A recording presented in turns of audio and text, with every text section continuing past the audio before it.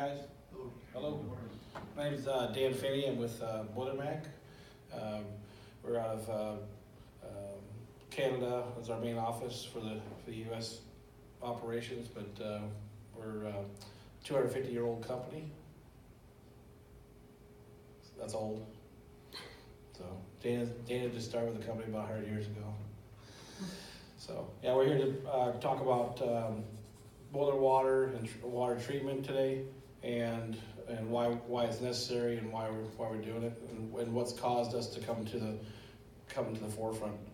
A lot of you know that obviously ECM pumps are coming in the market, and with ECM pumps, they have an affinity towards magnetite sludge to attract to it.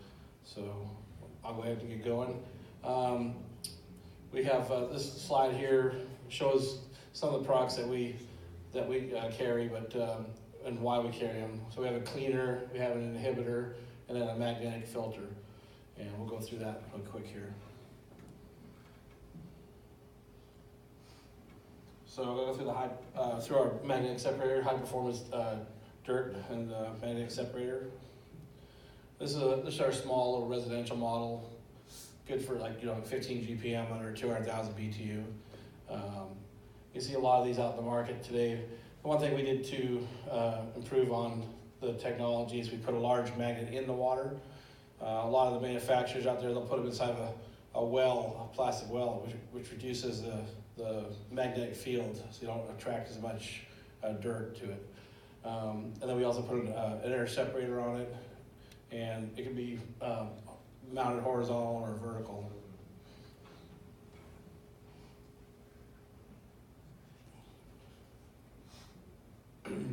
Again, just to kind of, on the smaller product here, we put all three things together. So most installers will put an air separator in. They're gonna want some kind of magnetic filter to protect their high efficiency boiler because the smaller tubes or flat plate heat exchangers have a tendency to plug up too. And then we also put a strainer in the bottom to catch like Teflon tape and solder balls, things like that.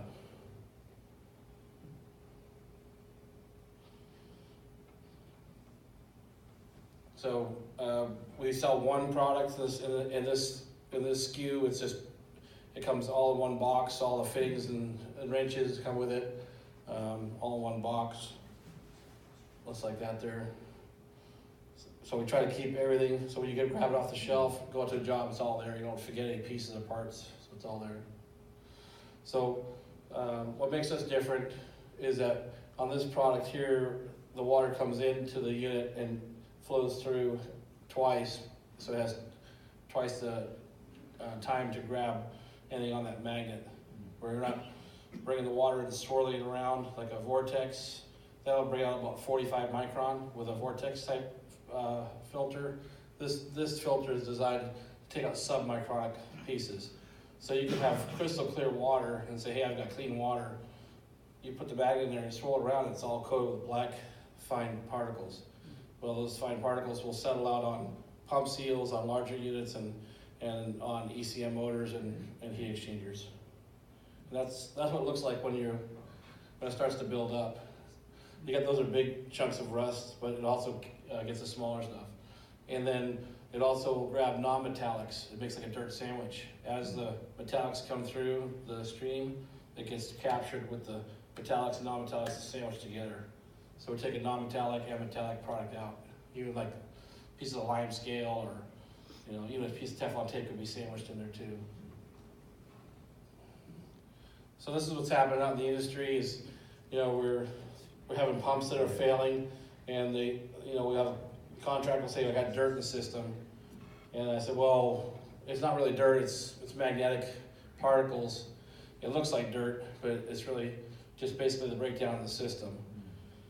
So if you demineralize the water before you bring the water into the system, treat the water with chemicals, flush the system with a cleaner if it's an old system, you're not going to have these problems. The pipes plugging up, or even on like chiller systems, like shell and tube heat exchangers, they have a tendency in the wintertime, they'll drain the tower down and pieces of flake will come off the pipe and get stuck in those refrigeration pipes and cut holes in them. and lose your refrigeration charge. And, you know, efficiency drops down too. So we have, there's other products on the market that, you know, do all different things. They might have 15 different products. We're not, you know, a huge chemical company. We're just kind of focusing on the main things on the closed loop systems. We don't do steam boilers, we just do closed loop.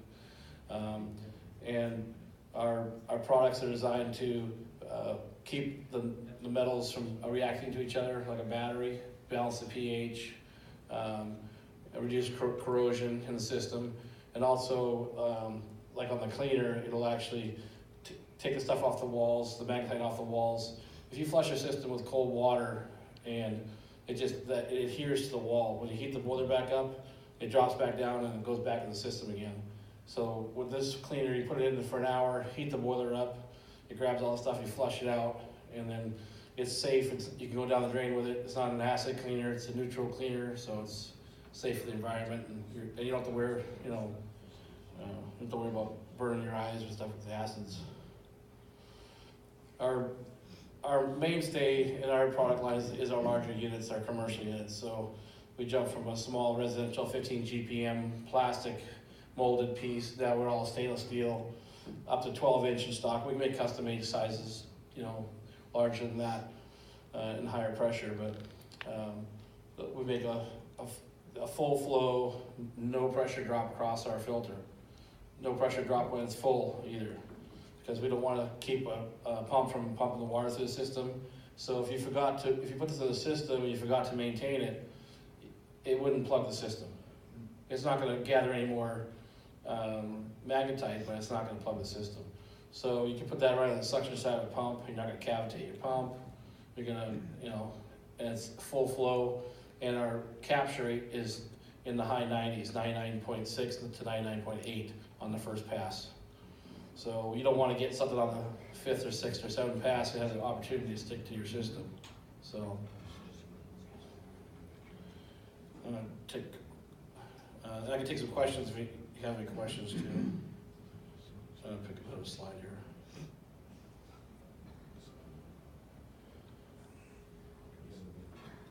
Any questions at all? Go ahead. How often do you have to change or clean that back in? That's a good question. It relates to this. It relates to a question I asked a farmer the other day when I was out on his chicken farm. He has a boiler, it heats all the radiant heat in the, large chicken farm. You know, it's 3,000 feet long, this barn. And I said, how much does the hen weigh? Because he asked me how often do I change that filter? I said, how much does the hen weigh? He said, well, it depends on the size of the hen, right? So how dirty is the system? If it's an old system, you might have to change it once a week. On startup, you might have to change it 4 or 5 times in a day because it's just massive amounts of stuff coming through. And then you get a baseline on the system. Maybe it's once a month, 3 months, then 6 months, and then, maybe a year, or put on a maintenance schedule. Do you have to change it or clean it? Just, clean it, yeah. I'll show you how that works. Is there like an indicator or anything like that? Or We don't have an indicator. We tried different things to do that, but we couldn't repeat it, enough times to make it, valuable. Because you don't want to give a false alarm, then you go out there to go clean it, and it doesn't. I'm going to jump ahead to where the construction of the product here. So this is how it's made. It's made in 3 pieces. You have the body where the water's flowing through. You have the lid with dry, like instrumentation wells in it, and then the magnets go into that.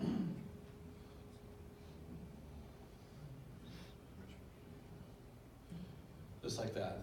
So you pull the magnets out, and all the stuff drops down, and you flush it out of the bottom, just like this right here.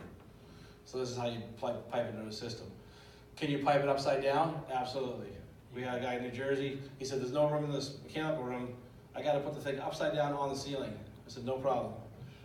Can you flush it down? Can you flush all the stuff down the bottom? No, but you had to unbolt the whole piece and then take the whole unit out and then clean it off to the side. But does it matter if it's horizontal or vertical? We don't care. Of course you want to mount it like that because it's easy to blow down. You pull the magnets out, you valve it off, you open your drain, it all drops down the bottom. 30 seconds, you're in and out. Now if it's a process, you know, if it's a process where you can't shut the water down for even a minute, you can put a bypass in, or you can put 2 of them in. So, we prefer you put 2 in instead of a bypass. But we got kids to feed. Right? So, Can yeah. you buy the products direct with your company, or are they gonna go through a? Well, we go through, like reps, like, you know, a lot of our reps are B&G reps, or a lot of our reps, and they sell to, like, you know, to a wholesale house, or however they go to market, however those reps go to market, you know, that's how we go to market. Then they stock them. So we have stocking reps in about 40 states probably, or maybe getting 45 states. We're almost, this year we'll have everybody covered, the whole country. So product availability is not a problem. And then if we have high pressure units too, our stock out of the box is 174 PSI, which covers most applications. But what if you're a high rise, you need 300 PSI? Not a problem, we can make that, a little lead time, but we can make it. And then also all our magnets come out at 302 degrees. Not that you'd see that in the hydronic system, but maybe a steam condensate return. You're getting a lot of maybe carbonic acid eating the pipes, you're getting a lot of black residue coming down back to your feed water tank. Now your pump seals on your feed water pumps are going bad. You put that right on your feed water pump and it takes care of that problem as well. So. And like I said, minimal pressure drop. So if there's any engineers in the crowd that said that's impossible, there's no pressure drop, there actually is a little bit of a pressure drop. So if you get your pipe wheel out for your pressure drop, and you go, say, get a 4-inch piece of pipe at 100 feet, what's the pressure drop at 100 gallons a minute? Just make something up. 2 feet ahead? Say it's 2 feet ahead at 100 feet, divide that by 6 inches. So it's the third to fourth decimal point in pressure drop. So it's not really measurable. It's basically whatever the pipe size is, that's our pressure drop. So that length of pipe, so there is a pressure drop, but it's not, you know, you wouldn't calculate it into the system. You know, it's part of the piping system. So this normally gets spec'd in on your pump schedule, or it could be put on the boiler schedule as well. So instead of using a strainer, I'd recommend use this. If it's on a cooling tower, open system, I would still want a strainer in there for like leaves and, you know, bird feathers and stuff like that. But, you know, if it's in a heating system, you know, that would replace that element. So and that's where you install it, right in the on the expensive pieces and bits where you have your pump and your plate and frame heat exchanger.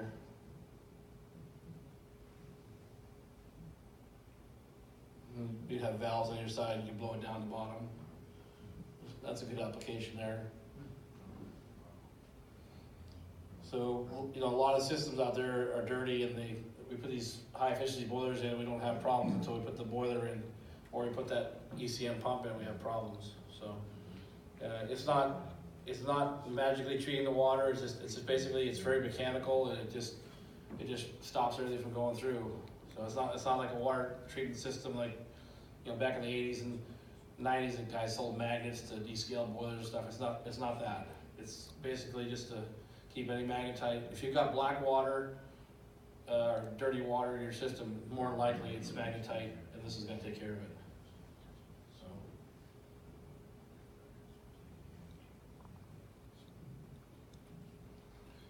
So we recommend on an install, if you know you're going to put a boiler into a new boiler, high efficiency, or you're going to put ECM pumps into a building, we recommend you put it in 3 or 4 months ahead of time if you can. This is 3 days they put it in on this one. This is after the flush.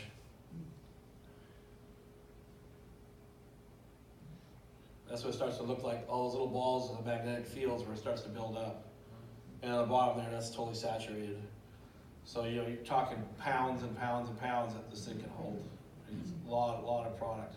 And it's submicronic, most of it. Most of it's smaller than a human hair. A bypass filter is not going to grab it. A bag filter is not going to grab it. Cyclonic filters only get down to 45 micron. Cyclonic filters have their place, like in cooling towers, where you're trying to get a lot of, you know, dirt out from the atmosphere. But this is really very effective and very easy to service. You know.